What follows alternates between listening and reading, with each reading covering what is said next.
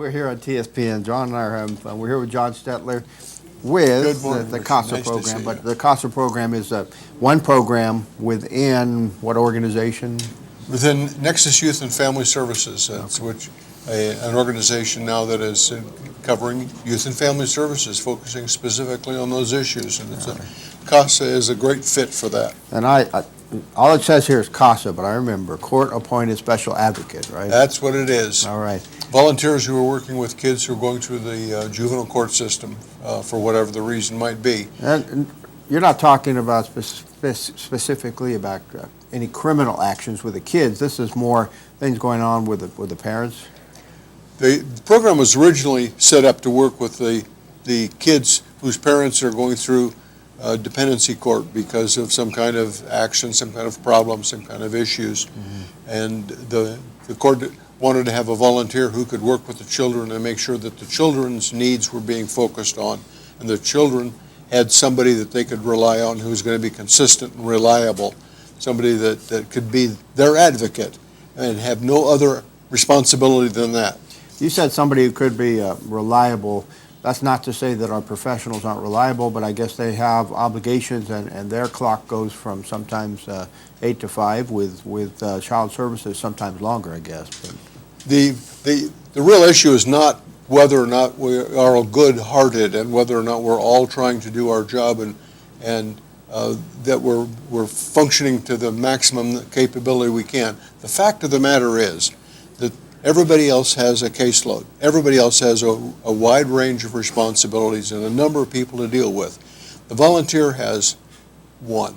Mm-hmm. And there's the difference. So you're not designated. One volunteer, one child. You're not designated with more than one child to deal with. What if it's a family? Do you have all the kids in the family? It depends upon how that works. Sometimes we'll have one person dealing with the family. Other times we're going to have 5 kids in the family, we're going to have 5 volunteers. Yeah. Depends upon what the children are going to need, what the ages are, and what the circumstances are. If that happens, your message is consistent, though, because of your training? Everybody has the same kind of training. They're all working together. We're happy to work in teams of volunteers.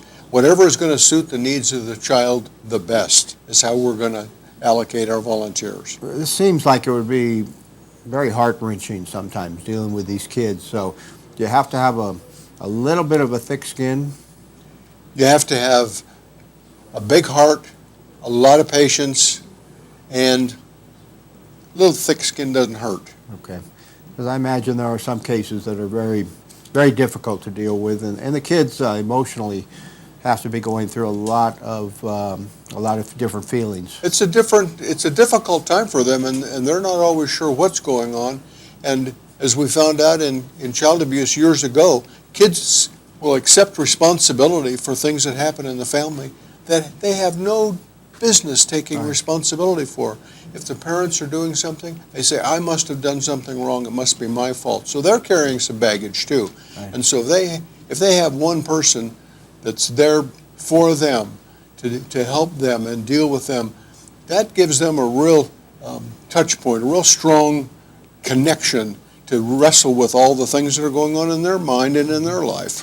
Usually when you come here, there's going to be a court-appointed special advocate training coming up. Is that the case now, or are you looking for more volunteers? Funny you should mention that. We're going to have a class starting in February, early February, for anybody that's interested in finding out more about the court-appointed special advocate program.